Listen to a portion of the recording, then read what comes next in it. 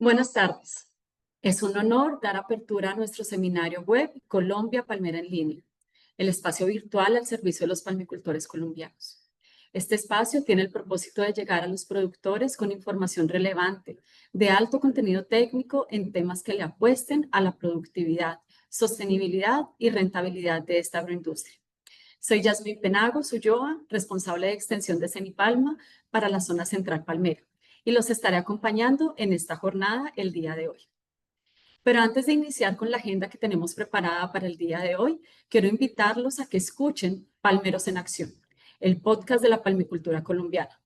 Estamos en la cuarta temporada y nuestro capítulo más reciente, Maestros Palmeros, impulsando la excelencia operativa en el campo, donde nos invitan a conocer el programa educativo que impulsa el desarrollo de habilidades operativas de nuestros trabajadores, fortaleciendo el desempeño y la productividad laboral. En los códigos QR que pueden ver en pantalla, ustedes podrán acceder y escuchar este y todos los capítulos de este gran podcast para la palmicultura colombiana.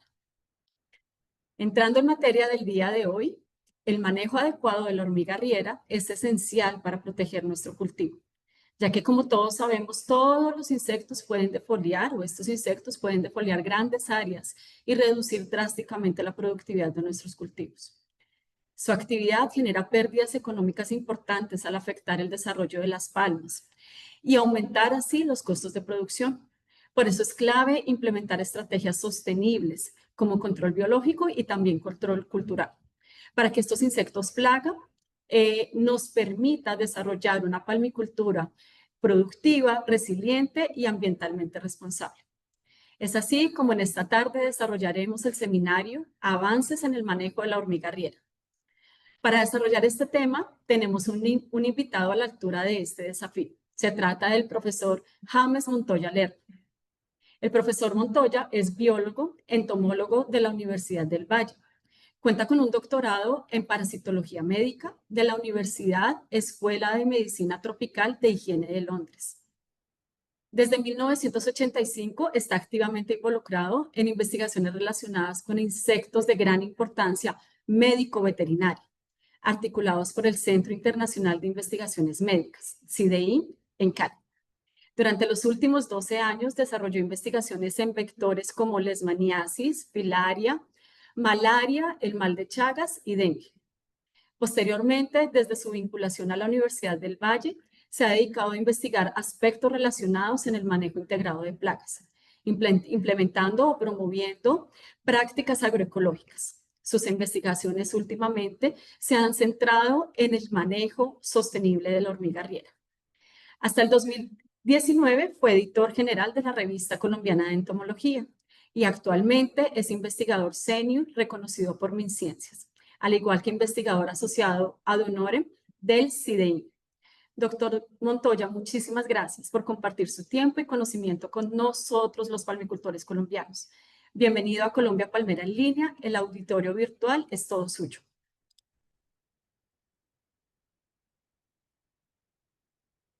Muchas gracias, es un honor para estar con ustedes. Nuevamente, para aquellos a quienes tuve la oportunidad de conocer en Cartagena y para las otras personas quienes no pudieron y que pues han solicitado que en lo posible pueda ofrecer la charla, aunque pues realmente poco me gusta repetir charlas, entonces he tratado de preparar una charla un tanto distinta con un poco de ambientación más amplia que la que tuve la oportunidad de ofrecer en el Congreso. De manera que espero que esta charla llene las expectativas y pues en- espero que se generen dudas y inquietudes y poder en un momento dado eh, resolverlas. Entonces, si ustedes me dicen, comparto mi pantalla. ¿Aló? Sí, señor. Comparta pantalla, por favor. Entonces,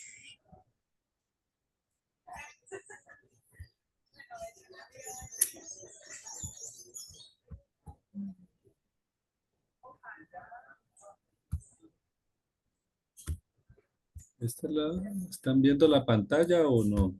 Estamos viendo su pantalla, falta ponerla en modo presentación. Ok, listo.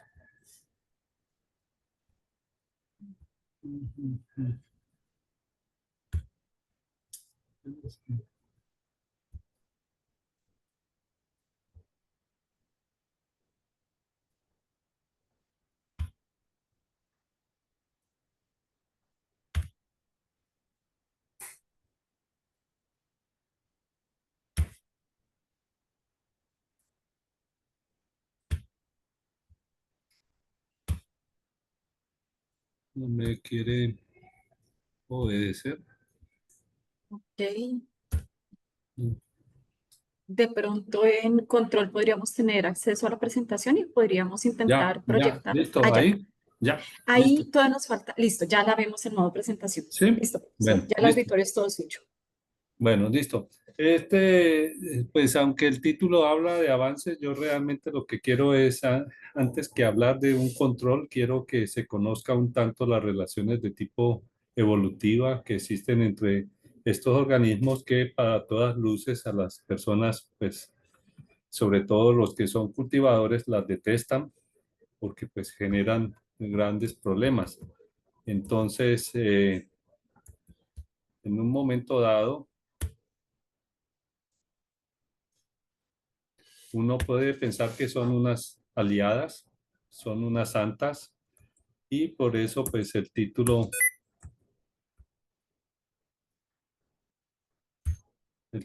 quizás puede cambiar entre que sean aliadas o enemigas, las arrieras, porque pues en determinados momentos se convierten en pequeños diablos.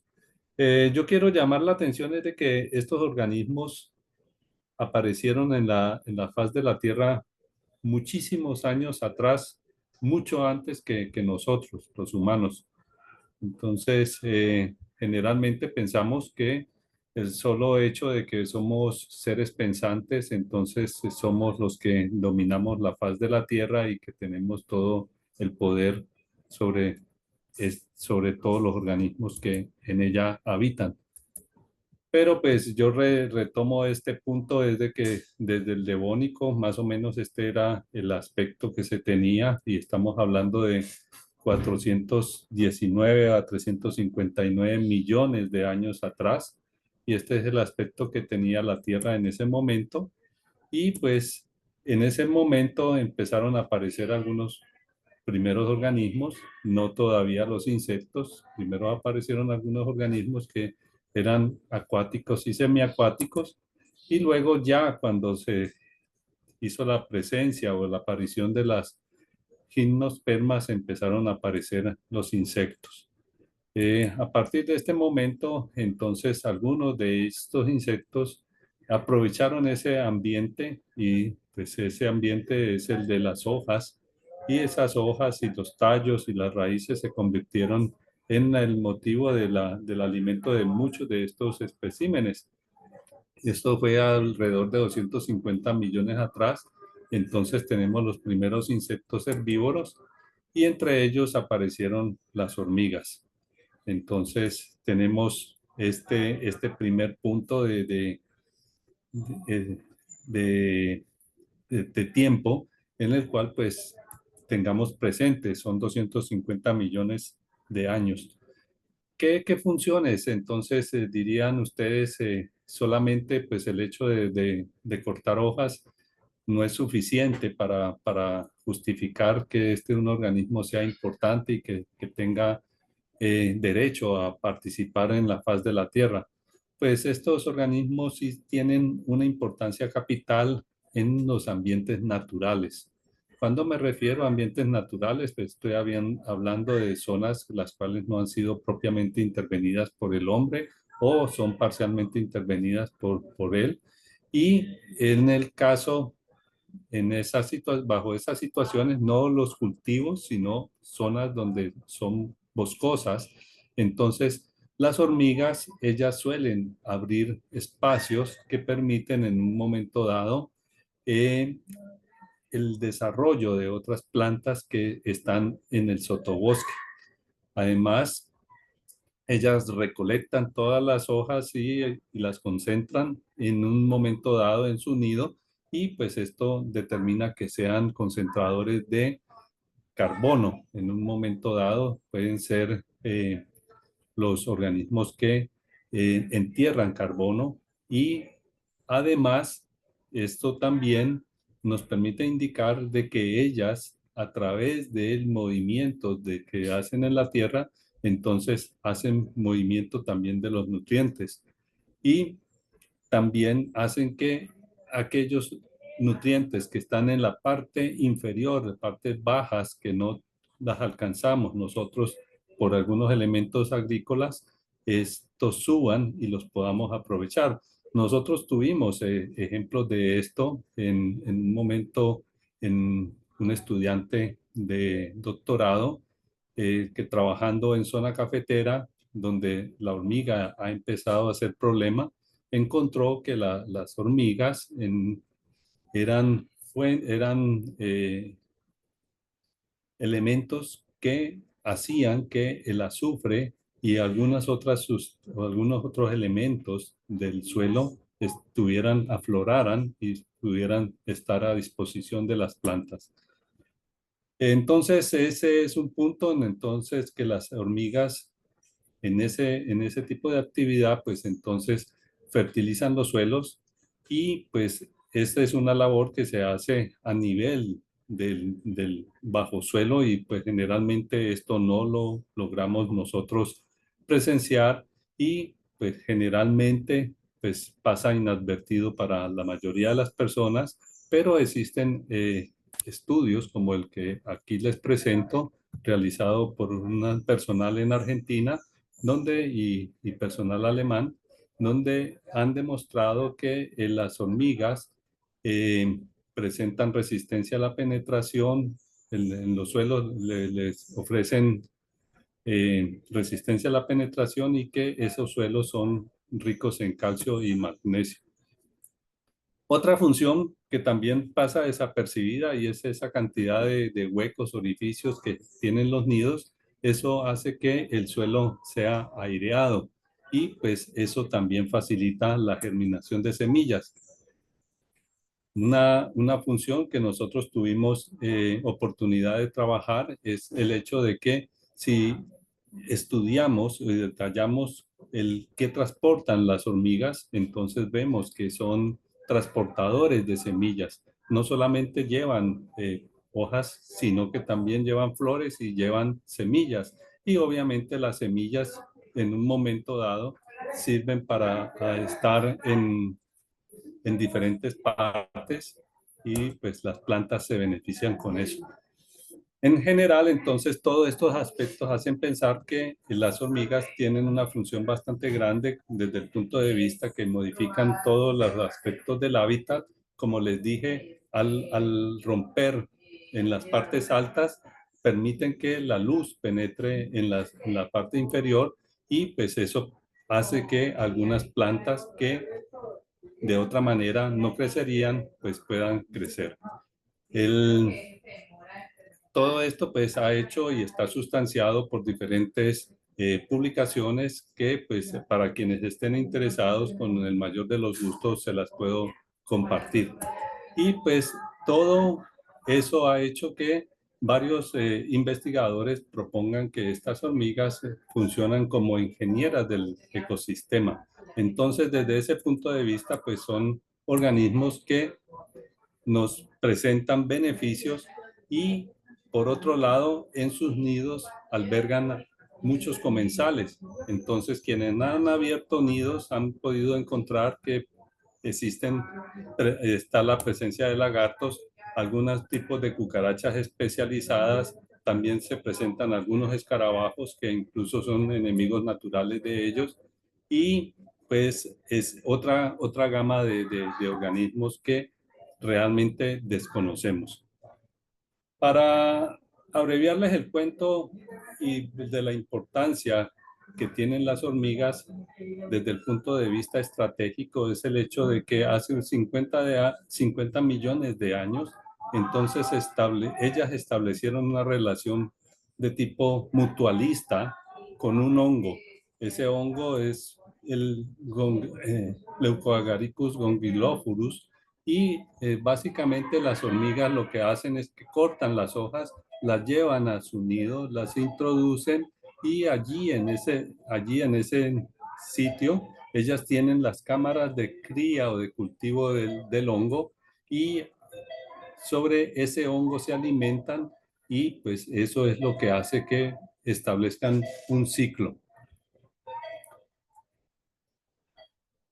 Este es algo tan portentoso, esa domesticación que solamente se ha dado en dos géneros de forma mayoritaria, en dos géneros que son los géneros ATA y el género Acromirmes, que son los que tienen importancia desde el punto de vista agrícola.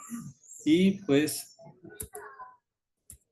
nosotros en la agricultura pues generalmente pensamos que tenemos los grandes avances porque tenemos toda una serie de tecnología y pues se ha evolucionado desde el tiempo en los primitivos hasta llegar a estas etapas donde tenemos incluso la agricultura de alta precisión y consideramos que somos los reyes porque tenemos esa capacidad de alterar todo el entorno y ser capaces de producir en gran cantidad, alterando todo el entorno. Pero pues realmente lo que ha venido sucediendo es que nosotros lo que hemos hecho es que se han sembrado algunas especies y se han seleccionado y se cultivan especies salvajes y hemos hecho una transformación gradual con mutaciones, selección natural y artificial, con intercambio de semillas y generalmente tenemos un producto de variedades con bajo rendimiento, pero que generalmente están estables bajo ciertas condiciones locales. ¿Qué es lo que hemos hecho con toda esta parte de la agricultura? Una agricultura mal llevada es que nos comportamos como un elefante en un sitio donde se tengan porcelanas y pues cualquier movimiento, así sea del moco o de las orejas, generamos un gran estrago en el entorno. Esa comparación la hago con base en este aspecto. Tenemos lotes y somos bosques que son pristinos y poco a poco los vamos transformando porque pues hacemos tala de esos bosques para efectos de cultivo o ganadería. Esas son las dos principales actividades, aunque existen otras actividades relacionadas con la minería y otras explotaciones, también como por ejemplo la vivienda. En la medida que hacemos eso, entonces lo que logramos es hacer que algunos organismos vayan desapareciendo del entorno y eso son los enemigos naturales que generalmente tiene la hormiga arriera y que pues eso nos le permite a esta hormiga bajo esas circunstancias, florecer en un ambiente donde le damos todos los elementos para su crecimiento. Entonces le vamos favoreciendo, vamos estableciendo áreas en las cuales esta hormiga, que tiene una capacidad bastante plástica de adaptarse a los ambientes abiertos, entonces le ofrecemos cultivos que son de alto rendimiento para ella y que le permiten cultivar su hongo con gran eficiencia. Entonces, en últimas, llegamos a la situación de que catalogamos que la hormiga pues se vuelve plaga y es plaga en cítricos conocidos, pues cítrico, café, cacao, algodón, eucalipto, en caña de azúcar, yuca y así sucesivamente. Tenemos que es una hormiga capaz de adaptarse a cualquiera de las plantas que nosotros cultivemos, ellas van a ser capaces de aprovecharla. De hecho, yo me quedé sorprendido con el hecho de que la hormiga estuviese actuando como plaga en los cultivos de palma. Entonces, bajo esas circunstancias, además, tenemos que la hormiga es capaz de adaptarse a las condiciones urbanas. Y en las condiciones urbanas nosotros hemos encontrado que también genera grandes problemas. Entonces ataca generalmente los pastos, pero sobre todo aquellas especies que se utilizan para arborizar. Y pues allí es el punto clave que las hormigas pues se progresan los nidos gracias a que nosotros le brindamos los elementos para que ella se alimente. Entonces se dan daños no solamente en la vegetación, sino que también se dan daños en lo que es las infraestructuras urbanas, entonces pavimentos, andenes, lo que es en las casas, hay subsidencia de los edificios y pues han ocurrido diferentes tipos de accidentes. Esos son problemas que tenemos bastante agravados en algunas ciudades, sobre todo en la zona del Valle del Cauca. En Cali tenemos esta situación que es realmente alarmante.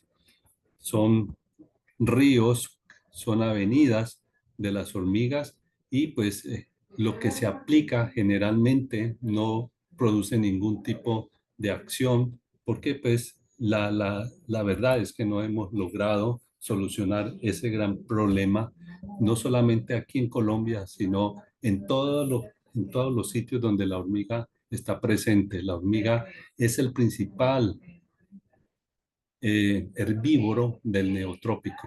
Estas hormigas solamente habitan en el neotrópico, no se encuentran en otra parte del mundo y son los equivalentes a las funciones que cumplen las jirafas, lo que son los herbívoros de africanos.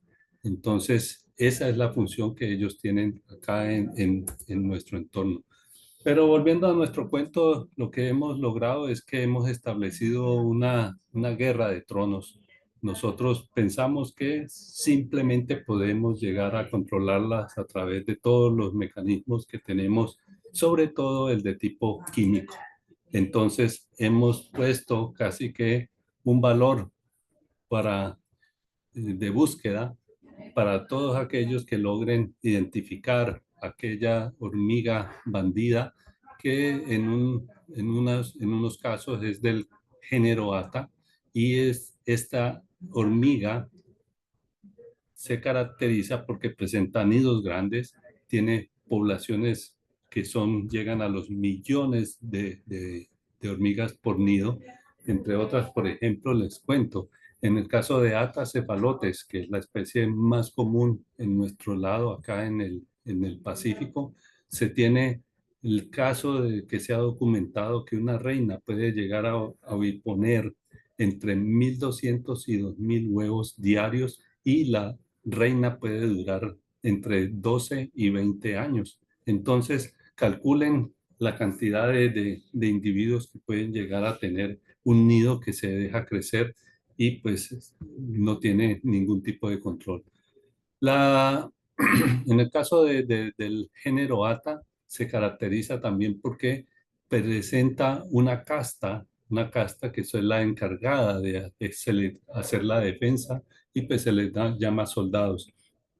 Y le gustan los árboles de gran porte, o sea, no le gusta, por lo general, no le gustan los pastos, pero eventualmente es capaz de consumir.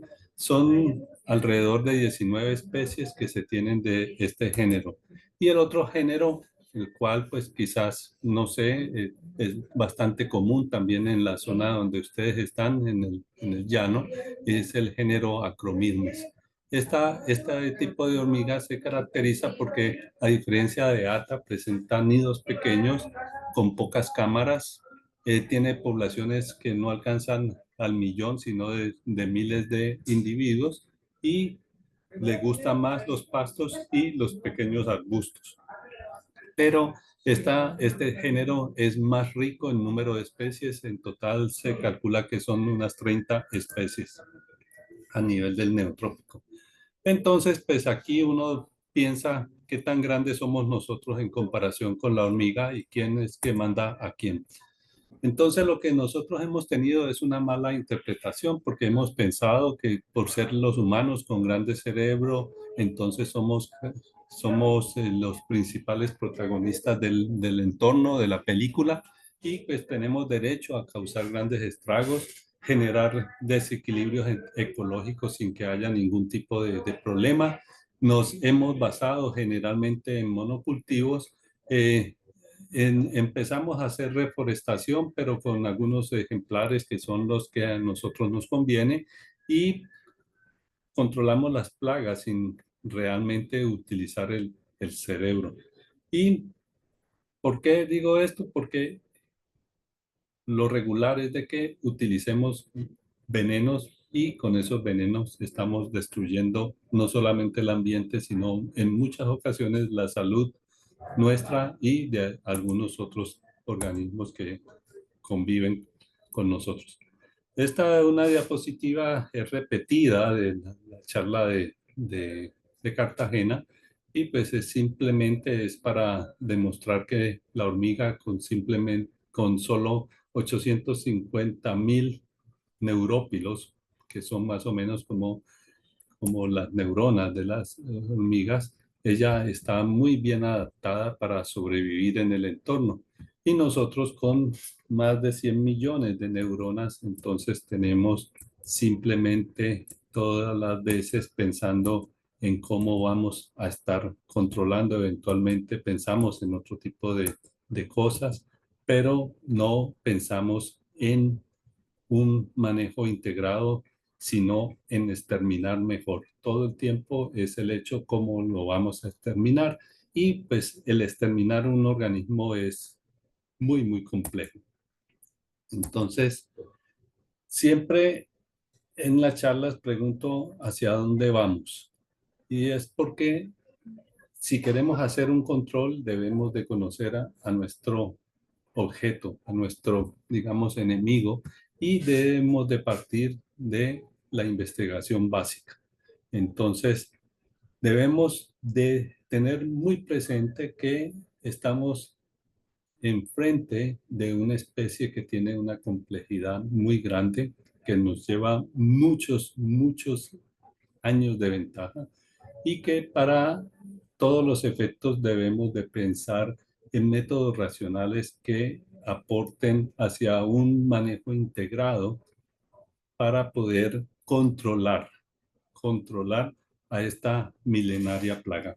Entonces, en síntesis, lo fundamental es estudiarlas y conocer su biología. Ellas se comportan tanto como nosotros, o sea, somos seres sociales, las hormigas son seres sociales, y ellos tienen una, unos aspectos que quizás desde el punto de vista de su sociedad les funciona mucho mejor que la de nosotros, aunque pues nosotros tuvimos, en el caso de la epidemia del COVID, tuvimos algo muy, muy similar a lo que las hormigas hacen, y es el hecho de hacer fuerza, hacer operativos en los cuales dentro de la población nosotros nos sentimos obligados a cumplir con una serie de elementos básicos para contrarrestar las enfermedades. Quizás ese es el punto que al mismo tiempo, si nosotros podemos llegar a conocer mejor, entonces podemos atacarla también debidamente. Por eso, la idea de nosotros es, y las investigaciones nuestras están dirigidas para tanto dentro del nido como al interior de la hormiga. No solamente es el hecho de estudiar lo que está por fuera del nido, sino que debemos conocer un poco más de lo que está ocurriendo y de esa interacción tan interesante que se da entre la hormiga y una serie de microorganismos que cohabitan con ella.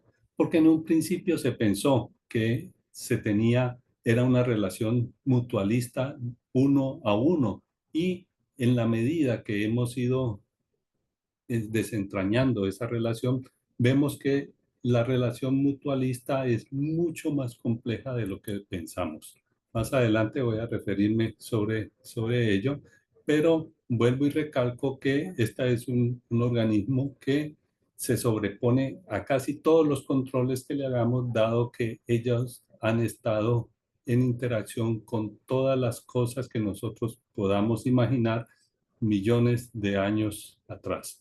Entonces, a través de que y han contrarrestado cualquier tipo de acción en esos enfrentamientos en que la evolución da entre una especie y otro, siempre se dan unas relaciones de un toma y dame, y eso ha establecido una compleja organización social. Esto ha hecho que las hormigas tengan un sistema inmune bastante desarrollado. Ellas tienen la capacidad en sus antenas, una forma de detectar cualquier tipo de microorganismo que se encuentre en el sustrato que ellas están forrajeando.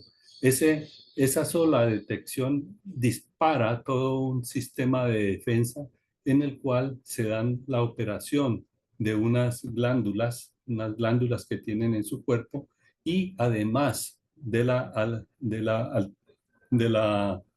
eh, acción de ciertas bacterias que también están actuando como eh, guardaespaldas de las hormigas. Entonces existe toda una serie de microorganismos que nosotros desconocemos y que hacen que cualquier sustancia en la cual no sea la que ellas les beneficia, inmediatamente sea suprimida, sea llevada de inmediato a lo que se denomina el basurero, o sea expelida. Y yo creo que más de uno de ustedes conocen los casos en los cuales las han puesto el cebo, miran que las hormigas llevan el cebo envenenado y lo introducen al nido, pero luego han visto o bien que lo han revertido o lo han metido posiblemente a lo que se denomina el basurero. Entonces, todo esto se da gracias a que ese sistema inmune ha sido desarrollado gracias a una complejidad genética, y esto ha permitido que tengan una adaptabilidad y un gran éxito reproductivo y evolutivo.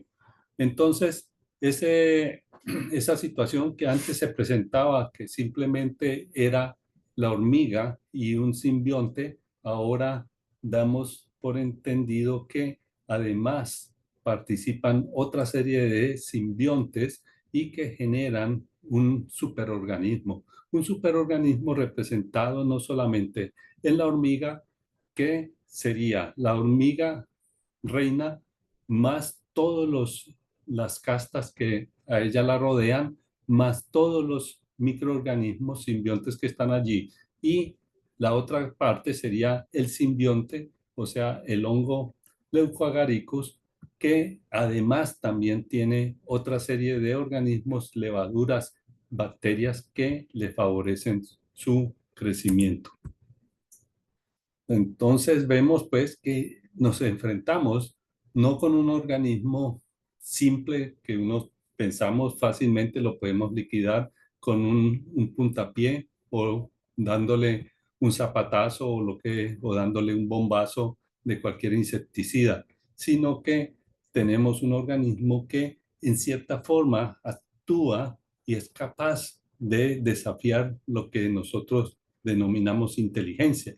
Muchas acciones nosotros vemos, por ejemplo, esa limpieza extrema de sus cuerpos, es algo que está dictado desde un tiempo atrás, y ellos tienen unas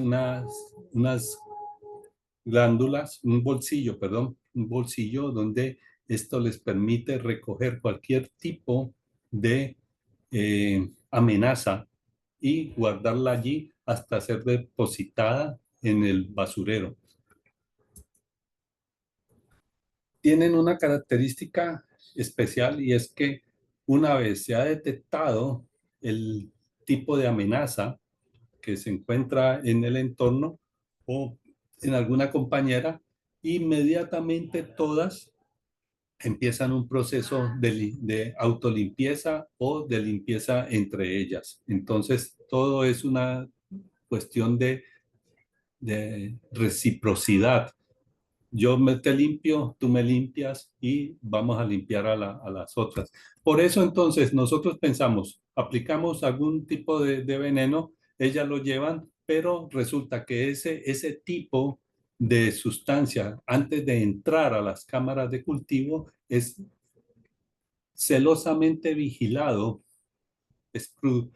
Hay un escrutinio muy preciso, realmente envidiable para aquellos que tienen los aeropuertos y todos los sistemas de seguridad en los aeropuertos, porque cosa que genere algún tipo de sospecha, no será permitido el ingreso al nido. Entonces, esto hace además que el solo hecho de que en algún momento se experimente alguna situación de tipo negativo, entonces eso genera un rechazo y ese rechazo además es aprendido y es inmediatamente informado a los otros congéneres, de tal manera que es una experiencia en la cual, digamos, hay forma de transmisión del mensaje. Un aspecto que nosotros vimos en una salida que tuvimos en zona cafetera, y es que encontramos unos nidos, unas cámaras, abrimos en búsqueda de reina y resulta que encontramos los nidos en los cuales se hallaban unas bolas pequeñitas blancas guardadas, lapidadas. Esas bolas, ese tipo de cámaras que aquí aparecen con unas X, nosotros las revisamos y efectivamente ahí encontramos esas bolas las analizamos, unas bolas muy pequeñitas y sos- sorpréndase, ese, esas bolas eran simplemente insecticida, bolas de Lorsban, del insecticida que recientemente fue prohibido porque este organofosforado genera problemas de salud en muchas partes del mundo y ahora está totalmente prohibido. El clorpirifos está prohibido. Así ahora me digan que han sacado una formulación nueva. Sin embargo, el hecho es que su ingrediente activo, el clorpirifos, está relacionado con cáncer cerebral en neonatos. Entonces, ese tipo de comportamiento en el cual algunas individuos se sacrifican con tal de beneficiar al resto de la sociedad es algo envidiable. Nosotros no lo tenemos y pues obviamente es algo en el cual pues nos lleva mucha ventaja y la cual pues nosotros a veces pensamos que le estamos ganando la delantera, pero yo les garantizo que por más de que ustedes le insuflen algún tipo de insecticida, ese insecticida no les va a llegar porque muchos de los soldados forman unos tapones en los cuales impiden que el veneno pueda llegar a afectar a la reina y al hongo. Esto quiero mostrarles aquí, es un nido grande que abrieron en Brasil y le derramaron yeso para ver el número de cámaras. El número de cámaras era de miles y la profundidad podía llegar a los 7 metros de profundidad el nido. Entonces son realmente ciudadelas en las cuales ellas viven. Un aspecto que puede llegar a llamar la atención es el hecho de cuáles son las plantas que son útiles para el cultivo del hongo. Y pues eso explica algún tipo de comportamiento que ellas tienen. Muchas veces ustedes pueden ver que la hormiga camina largas distancias con tal de ir a traer un tipo de planta y tiene una planta a la cual supuestamente la podía aprovechar, la tiene al lado del hormiguero y uno piensa, bueno, esta hormiga es bastante burra porque pues no está aprovechando el recurso que está más inmediato. ¿Cuán lejos estamos de una realidad? Porque resulta que lo que está haciendo la hormiga es que esa planta que está muy a la mano, quizás lo que sucede es que ya fue analizada y no provee el tipo de nutriente que el hongo está requiriendo. El hongo, al igual que cualquier otro cultivo, tiene unos periodos en los cuales requiere cierto tipo de nutrientes para su crecimiento y es el hongo, en últimas, el que dicta qué tipo de forraje es el que la hormiga debe hacer. Obviamente, si tiene un forraje que sea muy bueno, muy completo, pues ese será el forraje que será preferido. Y eso es lo que generalmente nosotros les ofrecemos a las hormigas cuando tenemos cultivos en grandes extensiones tipo monocultivos, por lo cual, pues, no es lo recomendable. Entonces, volvemos hacia esta pregunta, ¿hacia dónde vamos? Y pues aquí entramos en las famosas estrategias de control. Se han ensayado la cantidad enorme de estrategias de control y lo que hemos podido identificar es que existen dos talones de Aquiles en el hormiguero. Uno es el de la reina. Si nosotros eliminamos la reina, el hormiguero ya no progresa. Generalmente, aunque no es concluyente y recientemente yo vengo detrás de una teoría de que en el caso del género Ata se pueden llegar a presentar más de una reina en un mismo hormiguero, pero generalmente lo que se plantea es que solamente existe una reina por hormiguero. Una reina se identifica porque ella no tiene alas, es un abdomen bastante grande destinado a la producción de huevos. Y aquí pues me voy a detener rápidamente para hacerles una sinopsis. Ahorita acá en esta zona está empezando a llover. Es la época de lluvia, la segunda época de lluvia, pero es la segunda época más fuerte de lluvia y es cuando se presentan los vuelos nupciales. Esos vuelos nupciales lo que les permite a las reinas, perdón, a las arrieras, es salir para formar nuevos nidos. La reina tiene una capacidad particular y es de que ella es capaz de poner huevos, unos huevos que son asexuados y que darán origen a una serie de clones que son las castas que tiene las diferentes obreras, que son las forrajeras, las jardineras, las escoteras, etcétera, e incluso los soldados. Todos esos son hembras de tipo clonal y tiene la capacidad de producir huevos que son sexuados y que darán origen a machos y hembras. Esos machos y hembras son los que se denominan hormigas culonas y los machos son de rabo más pequeño, las hembras rabo más grande y ellas salen a volar cuando se está acercando el periodo de lluvias, entonces se genera esa producción de formas aladas. Esas hembras, futuras reinas, toman un poquito del hongo del nido donde nacieron y dadas las condiciones apropiadas salen y vuelan, se reproducen con machos de ese mismo nido, pero preferentemente de otros nidos puede llegar a copular hasta con 5 machos. Y una vez la hembra ha sido copulada y está fértil, entonces cae al suelo, pierde las alas y queda buscando sitio donde excavar y donde enterrarse y va a enclaustrarse. Ese enclaustramiento puede significar entre 12 y 20 años y durante todo ese tiempo lo que ella va a hacer es en pos de generar una colonia.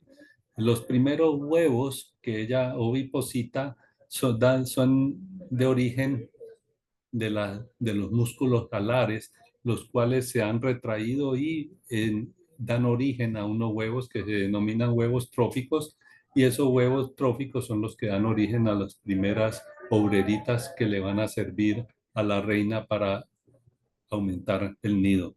Entre unos 7 meses ya vamos a tener un nido que va a tener varias generaciones de pequeñas obreras y al año y medio o 2 años ya es un nido maduro y ya con capacidad de tener soldados. Ellas, a diferencia de nosotros, producen soldados solamente cuando ya el nido está bien establecido.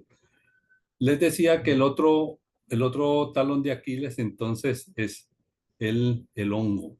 Si nosotros evitamos que crezca el hongo adecuadamente, entonces pues vamos a matar a los individuos porque las hormigas no consumen las hojas que cortan, sino que las hojas que cortan más sustancias de su saliva y deposiciones y otras cosas, ellas hacen una mezcla para tener lo que es el sustrato para el crecimiento del hongo. Y pues el hongo les da alimento y ellas lo que hacen es que transportan el hongo a diferentes partes. Y pues entonces ese es el tipo de asociación que tienen. Es una asociación básica, muy simple, pero demasiado compleja. Y pues nosotros entonces necesitamos, en este caso, inhibir el forrajeo y en el primer caso lo que hacemos es eliminar la reina. Y pues para ello el mejor método que yo conozco es el palín. Tener el palín listo cuando ocurren los vuelos nupciales, entonces calcular más o menos el tiempo de unas 3 semanas, 4 semanas, empezamos a hacer la búsqueda y encontramos aquellos pequeños volcancitos y pues con el palín podemos hacer remoción, ahí encontraremos a la reina con su cohorte muy pequeña todavía y si aplicamos un método de control, ya sea con una gallina o con un machete o cualquier un zapatazo, entonces eliminamos uno o varios nidos. Pero pues a la gente casi ese tipo de control no le suena y sobre todo pues en áreas donde se tienen cultivos grandes pues se entiende que no es nada práctico porque pues no es nada fácil de aplicar. Entonces el control químico es el que más se utiliza. Se utilizan este tipo de cebos, pero como les digo, estos cebos funcionan solamente para disminuir las poblaciones cuando se logra efectivamente burlar algún tipo de barrera.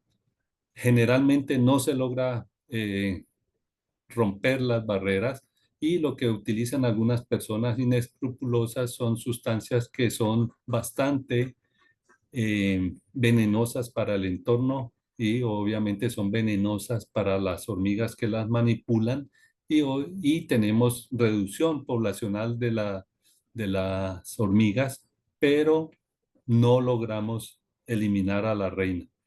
Y pues eso es el punto. Generalmente tenemos que las personas están completamente satisfechas porque consideran que sí, que tal insecticida con una sola gotita es suficiente para eliminar, que utilizamos hojuelas, que son productos biológicos.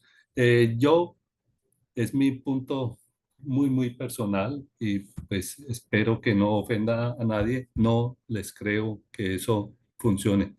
Entonces, lo que ocurre es que las hormigas generalmente llevan el cargamento, pero al interior, porque el basurero está, es al interior de los nidos, al interior, entonces ponen este cargamento, lo desechan y lo tiran allá. Y lo más interesante de todo es que las hormigas que tocan el basurero no les es permitido ingresar a la cámara de cría del hongo. Entonces son totalmente marginadas, son seres que están condenadas a ser esclavas de la basura. Estos son algunos de las formas como se aplican los cebos, pero no me voy a detener en eso. Voy a hablar de la termonebulizadora que por lo regular se considera como un buen método de control, pero vuelvo e insisto, mientras no logremos llegar a la cámara central donde está la reina, no vamos a lograr el control del hormiguero. Este, hemos tenido, y vuelvo a ser enfático, podemos hacer aplicación de cualquier tipo de insecticida y podemos reducir las poblaciones de las hormigas, de las obreras que cortan, pero por lo regular no logramos alcanzar a la reina y no se logra el control. Muchas veces lo que sucede es que las hormigas en la noche aprovechan y trasladan a la reina a otro sitio y el problema es trasladado a otro lado, más sin embargo no se hace el control efectivo. Durante mucho tiempo nosotros investigamos lo que fueron las plantas, aquellas plantas que no son forrajeadas por las hormigas y pues pensamos que podían ser una buena fuente de control y efectivamente eh, hicimos un trabajo muy hermoso con el botón de oro, Titonia diversifolia. Es una planta a la cual la hormiga la evita y pues hace todo lo que es posible para no consumirla. Nosotros, al ser una estudiante de pregrado, ahorita después hizo maestría y doctorado, ella notó que existían plantaciones de lo que se denomina arboloco y que estaban separadas por eras de Titonia diversifolia y notaba que la hormiga daba rodeo y atacaba más aquellas partes donde no estaba la titonia. Entonces hicimos estudios con Carolina Giraldo y la Fundación CIPAP y encontramos casos muy interesantes en los cuales la hormiga, si nosotros la sometemos a que consuma la Titonia diversifolia de forma obligada, entonces el hongo se reduce notablemente. La hormiga, si le ofrecemos Titonia diversifolia, mango y otro tipo de alternativas, hojuelas y cosas por el estilo, entonces la hormiga prefiere las otras cosas y no la Titonia diversifolia.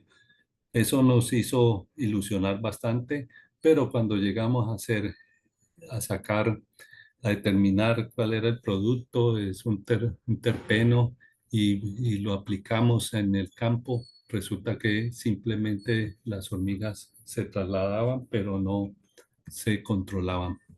Volvemos al mismo punto. Y otro método que se utiliza muy común y que también ha presentado tanto éxitos como fracasos es el control físico. Y pues desde todo punto de vista es un método que puede resultar eficaz, pero es para sitios pequeños, para muy particularizado, ¿no? Entonces es algo que no es nada práctico. A veces se utilizan este tipo de embudos, digamos, invertidos y que evitan el contacto de la planta con la hormiga, o de la hormiga con la planta. Entonces, esos son, algunas veces se utilizan algunas sustancias de tipo pegajosas que hacen que la hormiga quede pegada en estas partes.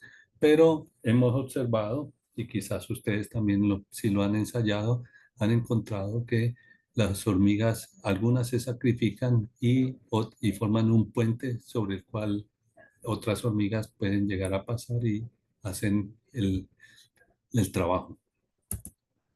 Entonces, todo esto son métodos de tipo control mecánico. Es el que les dije ahora, de la extracción utilizando un palín. Entonces, tratamos de encontrar hormigueros jóvenes. Creo que eso funcionaría en la zona de ustedes, buscar hormigueros tipo jóvenes y eliminar la reina.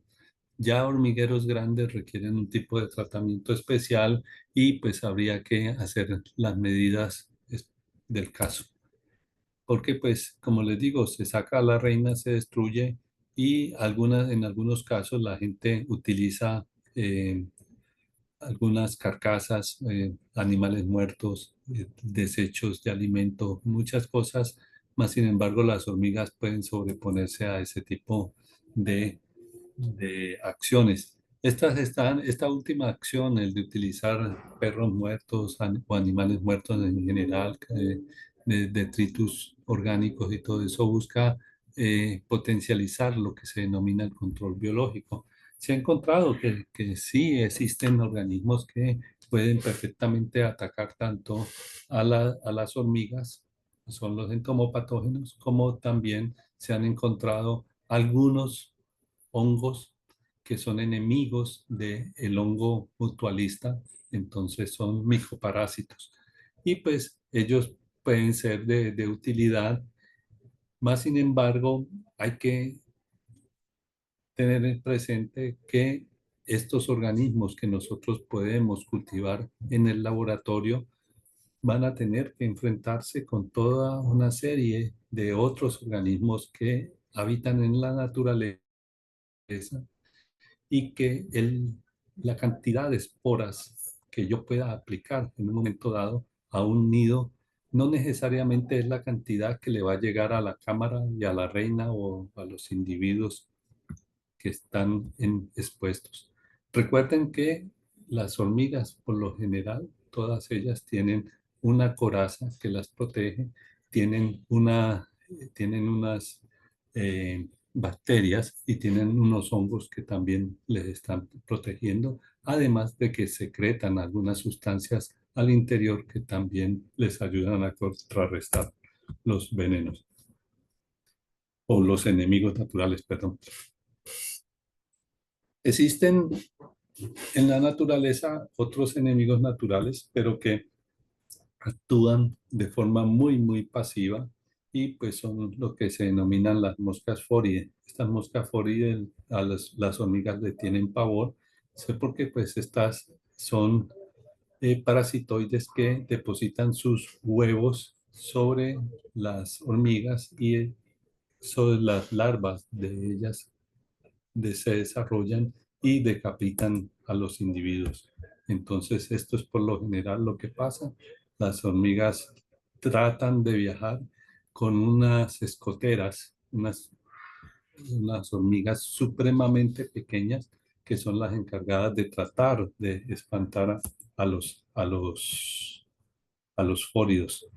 Dentro de los hongos entomopatógenos les podría mencionar una lista gigante. Casi todas las especies pueden llegar a especies de entomopatógenos, pueden llegar a atacar a la hormiga bajo condiciones de laboratorio. El asunto es en la naturaleza, no todas las especies pueden llegar a actuar sobre ellas. Pero pues nosotros hemos tenido casos en los cuales Metarrhizium y el hongo mucor y Beauveria baciana pueden llegar a funcionar perfectamente sobre ellos. Y también existen hongos micoparásitos, en este caso de tricoderma y alguna Scoopsis, son hongos que actúan sobre el hongo de la hormiga, el hongo mutualista. En la naturaleza, además, se presentan muchas otras especies que actúan reduciendo las poblaciones de la hormiga. Está la hormiga azteca. eh, los árboles que tienen hormiga azteca generalmente son totalmente protegidos de la herbivoría de la hormiga riera. También hemos encontrado Solenopsis y casos de Paratrichina longicornis, pues son especies que, digamos, un clavo saca otro clavo si no son dos clavos adentro. Entonces tenemos una especie que pues, es problemática, la Solenopsis es problemática para muchos cultivos. Lo mismo pasa con la Paratrichina, que son especies que en algún momento cuando explotan generan demasiado problema. Tristemente, las especies que más han sido afectadas por el cambio del entorno, por la fragmentación, son las aves y estos vertebrados que son los cachicamos o los armadillos, en los cuales son especies que devoran a las hormigas. Este en particular cada vez es más poco, al menos en nuestra área, y él, como es una especie que hace túneles, él va por debajo de la tierra y cuando encuentra algún nido de hormiga, realmente se da el placer de consumirlo completamente. Entonces ahí no hay caso de nada. Las picaduras, las mordeduras, perdón, que le hacen los soldados y todo esto, le hacen escosquillas al cachicamo, de manera que no tienen ningún tipo de salvación cuando llega estos organismos. Pero pues como les comento, en nuestro entorno cada vez son menos encontrados. Y las aves son, cuando está el vuelo nupcial, son las especiales en controlar. En la semana pasada yo tuve oportunidad de observar algunas aves controlando cantidad de hormiga arriera aquí en Cali y pues fue realmente un gran placer verlo. Unas que actúan muy pasivamente y del cual casi no se conoce información, en lo cual pues, nosotros pensamos que eventualmente durante el vuelo nupcial también pueden reducir las poblaciones, son las arañas. Entonces, en alguna finca llegamos a encontrar este tipo de imagen. Pues ustedes pueden imaginar, no todos son hembras, pero pues varias de ellas, varios son hembras y pues eso significa una reducción de la población. Y aquí tenemos una nefila, un género de araña que está devorando ya y tiene dos hormigas culonas atrapadas. Eh, entonces, el mensaje que les quiero decir es de que esa desaparición de los enemigos naturales es lo que ha conllevado a que la hormiga se convierta en una plaga. Y pues nosotros cada vez aplicamos mucho más y vamos acabando con esos parasitoides, vamos acabando con los depredadores, vamos acabando incluso con todo lo que son microorganismos debido al efecto de los insecticidas, vamos acabando con los antagonistas que pueda tener el hongo. ¿Qué podemos hacer en un momento dado? Pues podemos inculcarle a los niños un verdadero manejo de estos organismos que son súper interesantes y que nosotros en un momento les denominamos las cortadoras invencibles. Sacamos un pequeño libro, el cual se distribuyó entre los niños en bibliotecas y esto dirigido a tener una capacitación de tipo infantil en la cual pues podamos hacerle reflexionar sobre este aspecto que se convierte en un verdadero, eh, mm, ¿cómo es que llaman estos, se me olvida el nombre ahora, el cual tiene muchas piezas y que nosotros aún no tenemos todas las piezas y pues que tenemos que acabar de armarlo. Entonces, ese es el tipo de mensaje que yo les quería traer. Todas estas actividades, pues no las he hecho yo solo, pues, sino a través de colegas en el laboratorio, así como estudiantes tanto de posgrado como estudiantes de pregrado. Y pues ha sido muy satisfactorio para mí estar investigar. Yo llevo alrededor de 30 años trabajando con esta hormiga y pues siento que más que odiarla, la admiro y pues me interesa que obviamente buscar un método que reduzca sus poblaciones y que podamos en un momento dado decir hemos actuado con suficiente inteligencia. En estos momentos existen varias medidas que se pueden llegar a tener algún tipo de éxito. En Brasil existe toda una alarma muy gigante porque tenemos una prohibición a nivel internacional muy tajante y ellos no pueden exportar ningún tipo de producto, sobre todo lo que es madera, no lo pueden exportar si han utilizado alguno de los insecticidas prohibidos.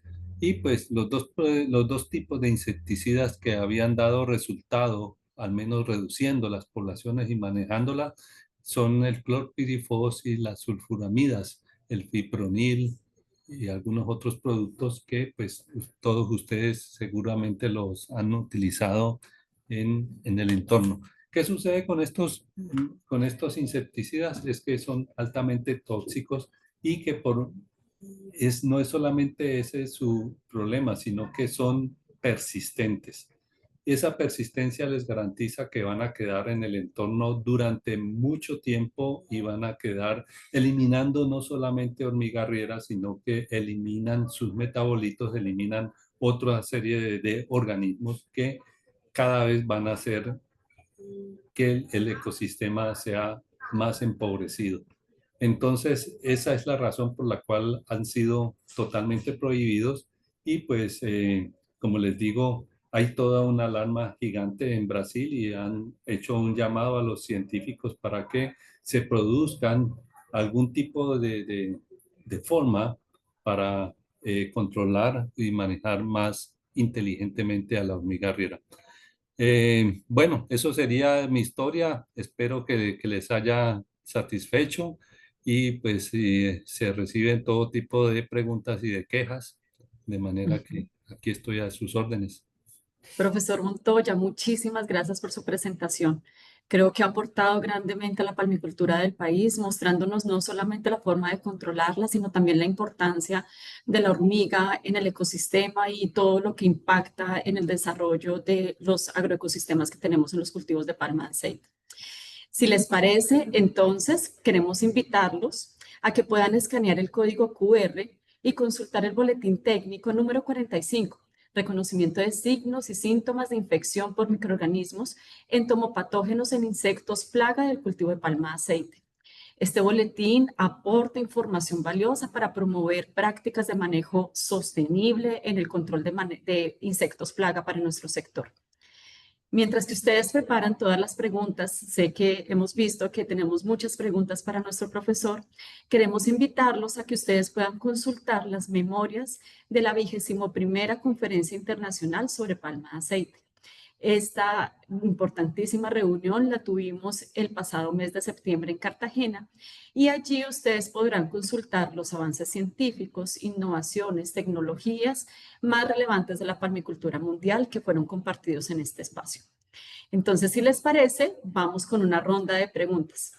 Queremos contarles que por razones logísticas es importante que ustedes puedan formular las preguntas de forma escrita a través del chat de esta sala o mediante el cajón de preguntas y respuestas. Entonces, vamos con la primera pregunta. Profesor, le hacen la pregunta a John Torres. ¿Cuáles son las etapas del ciclo de vida de ATA y cuál es su clasificación?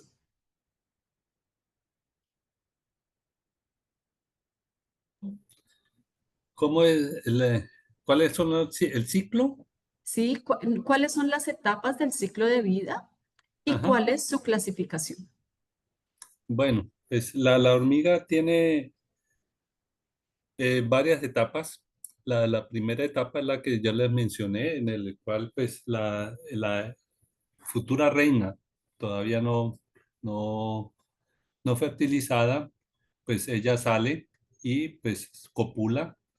Una vez copula, ya les comenté, cae al suelo y pierde las alas en tierra y allí va a tener una primera generación. Esa primera generación van a ser una casta que son totalmente obreras y luego en la medida que crecen a los 7 meses vamos a tener una diferenciación. Hay una diferenciación y hay una distribución de tareas, eso se llama polietelismo y ellas se dividen. Algunas obreras son obreras mayores y unas obreras que son menores. Aquellas obreras menores son las denominadas jardineras y son las que están cuidando el hongo. Y existen aquellas que actúan como casi como mucamas y atienden a la reina y existen las mayores que salen del nido y van a cosechar, van a recolectar. Y en la otra casta que se tiene es el de los soldados, que como les informé, son hembras, todas estas son hembras y que no tienen ningún tipo de categoría que puedan llegar a subir. O sea, se nace obrera menor y se muere como obrera menor. Se nace como soldado y se muere como soldado o soldada. Y así todas ellas. La única que allí manda es la reina y la reina es la que tiene la capacidad de producir huevos que pueden ser sexuados o huevos que son asexuados y que se darán origen a los clones. Entonces, no sé si John le respondí la pregunta, pero pues así la interpreto, no sé si es eso lo que quería saber. Perfecto, profesor. Otra pregunta la hace Cristiana Lirio. ¿Cuáles son las causas del aumento desmesurado de la plaga ATA en diversos cultivos durante los últimos años?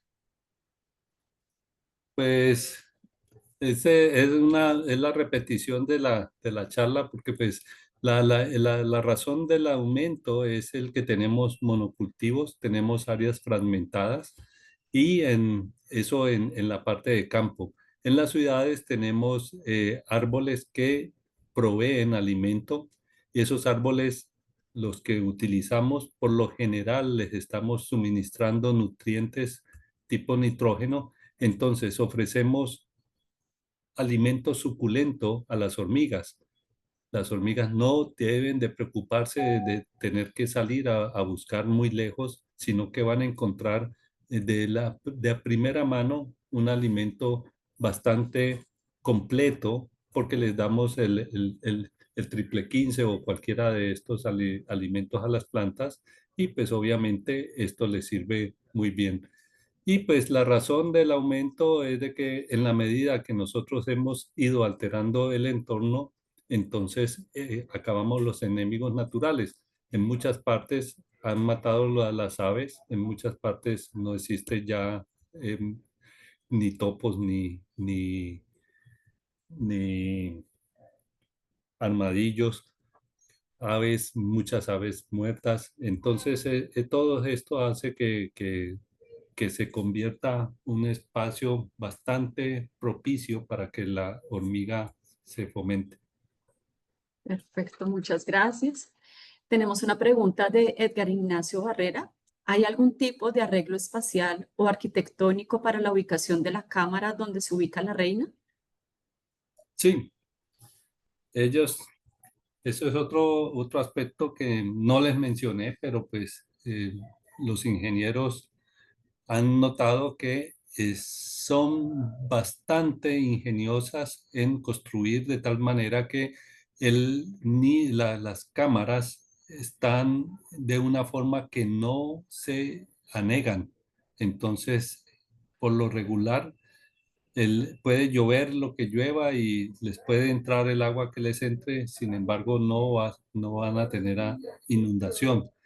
Y en la medida que las condiciones del entorno cambian, me explico, si hay mucho verano, entonces buscan la forma de meterse, de profundizarse, y si ya es el invierno, entonces van buscando manera de irse espaciando y que no les cause, no pierdan tanto el calor.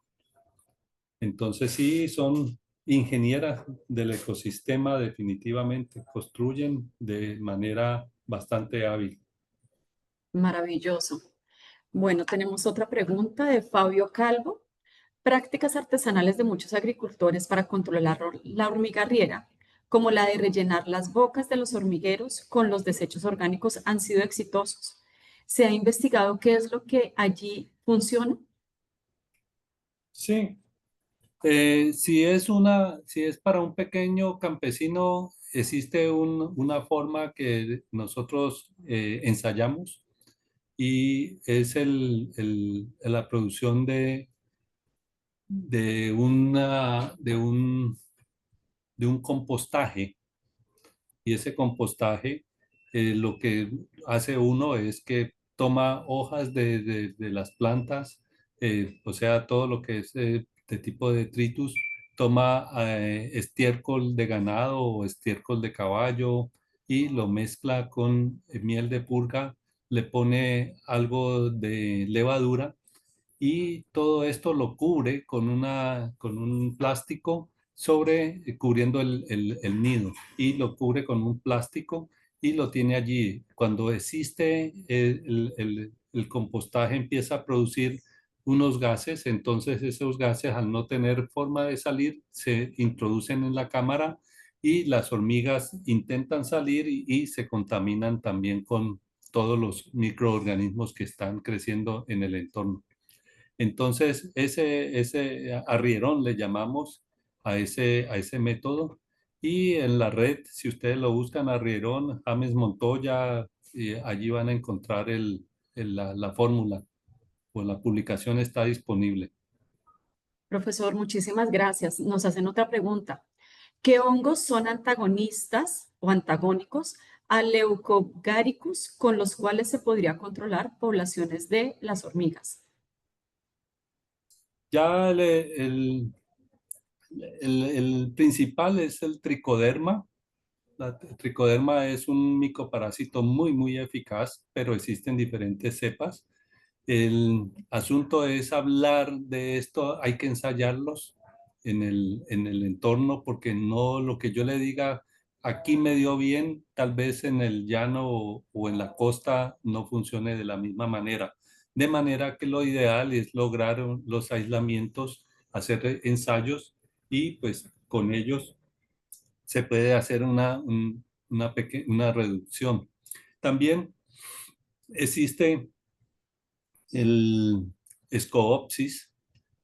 Scoopsis es un hongo que es oportunista y él generalmente, yo lo recomendaría en el caso de que uno logre re- eh, quebrarle el sistema inmunológico a la riera, al sistema inmunológico al nido.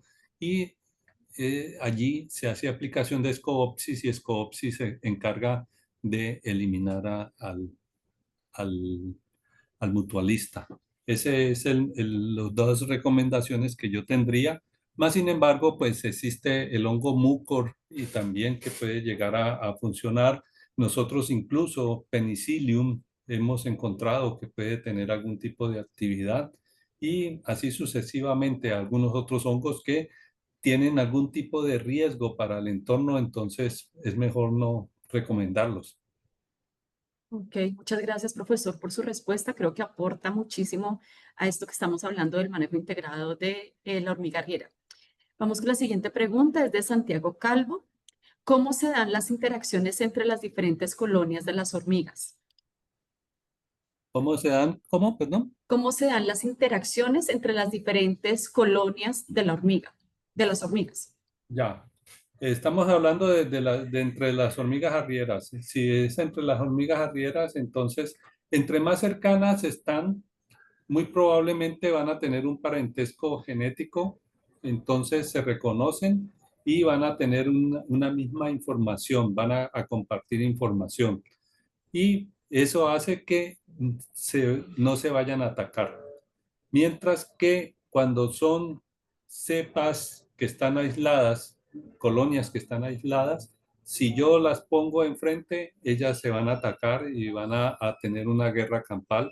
Y de hecho, en muchas ocasiones, independiente de que sean parientes, primas, hermanas, lo que sea, puede llegar a ocurrir que un nido grande no le importa y es totalmente invasor y destructor de otras hormigas, de otros nidos.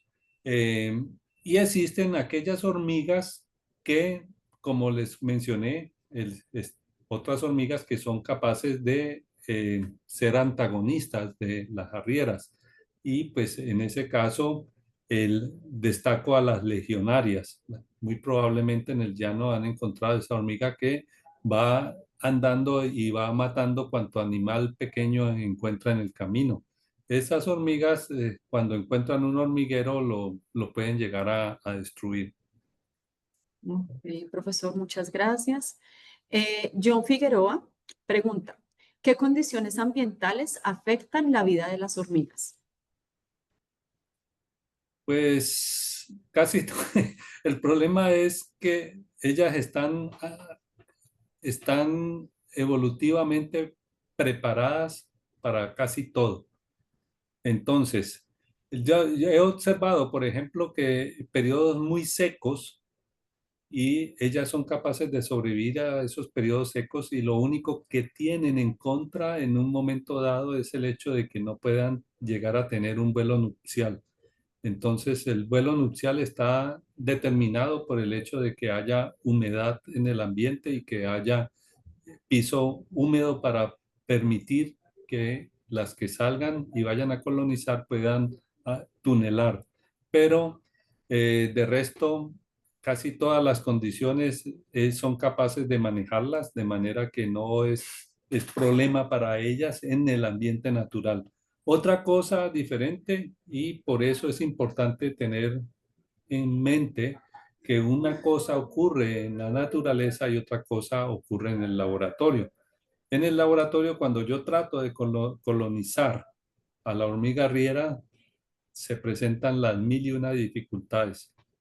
Entonces, lo digo por experiencia, he tenido hasta 30 colonias en mi laboratorio y he tenido las cantidades de problemas porque o bien no quieren tal tipo de alimento o bien están atacadas por los hongos que están en el entorno porque la humedad relativa no es la apropiada. Entonces, ellas en su entorno lo regulan muy bien, pero cuando están en unas condiciones que no son, pues, como condiciones prestadas, entonces allí se presentan dificultades.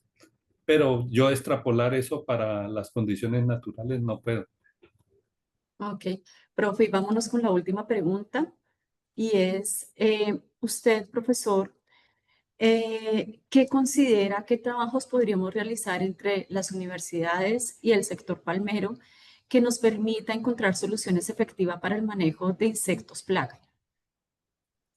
Son muchas las posibilidades que existen y pues la universidad es abierta a esto. Por ejemplo, a través de pasantes podemos hacer tareas que pueden llegar a, a ser productivas. Obviamente hay que determinar cuáles son las prioridades que se tienen y pues habría que mirar en detalle qué es cuál es el problema, dimensionarlo y con base en eso entonces elaborar una ruta de acción. Eh, de otra manera, a, a- a vista solamente se le tiran con la cauchera a los pájaros, ¿no? Del resto muy difícil. Hay que ver los problemas de cerca y con eso ya podemos llegar a tener algún tipo de accionar.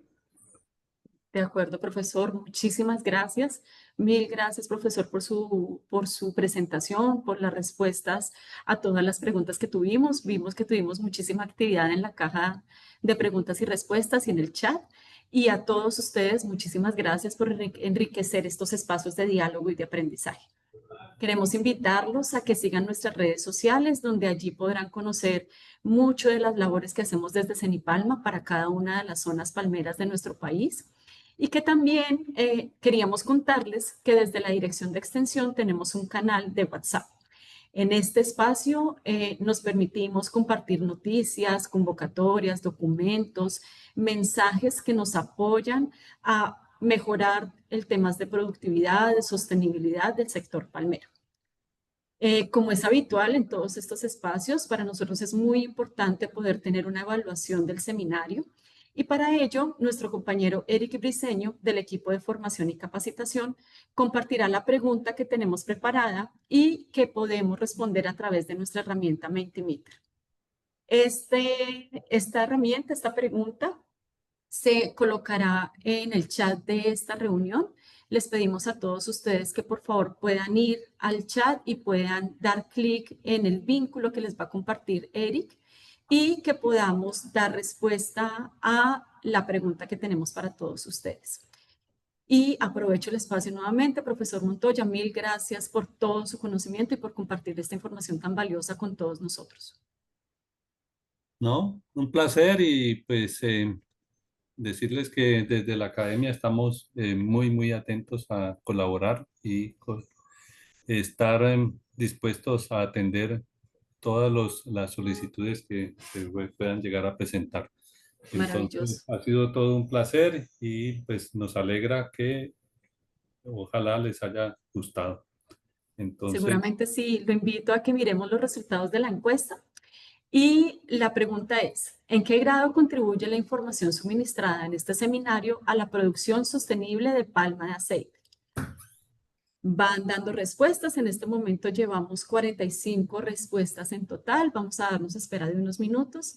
Y la medida está en alto, medio o bajo. Entonces, esperemos a que todos puedan dar respuesta. Muchas gracias a todas las personas que nos están escribiendo en el chat, agradeciendo también este espacio de comunicación, de compartir información. Les agradecemos a todos que puedan dar respuesta a la pregunta, porque para nosotros es muy importante encontrar oportunidades de mejora de estos espacios y saber qué tanto aporta el sector palmero.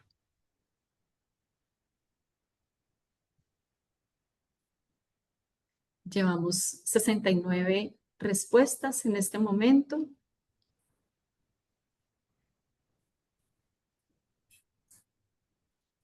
¿cuántas personas? 70. No sé cuántas. Listo, perfecto. En este momento tenemos 130 personas en la sala virtual y llevamos en este momento 74 personas que respondieron. Yo te propongo, Eric, por favor, ya mostremos los resultados de cómo nos fue. Bueno, profesor, le cuento que 62 personas nos respondieron que el impacto es alto, el impacto de todo lo que vimos el día de hoy al desarrollo de la actividad palmera en un ambiente sostenible. Medio pusieron 9 y bajo pusieron 0. Entonces, creo que el objetivo lo logramos. Muchas gracias, profesor, nuevamente, porque esto es gracias a todo el compartir de información que usted nos dio el día de hoy. A Bueno, todos, muchísimas gracias. Profesor, listo. ¿se va a despedir? Sí, listo. Entonces, por acá, bienvenidos y pues mi correo electrónico es james.montoya@correounivalleedu.co.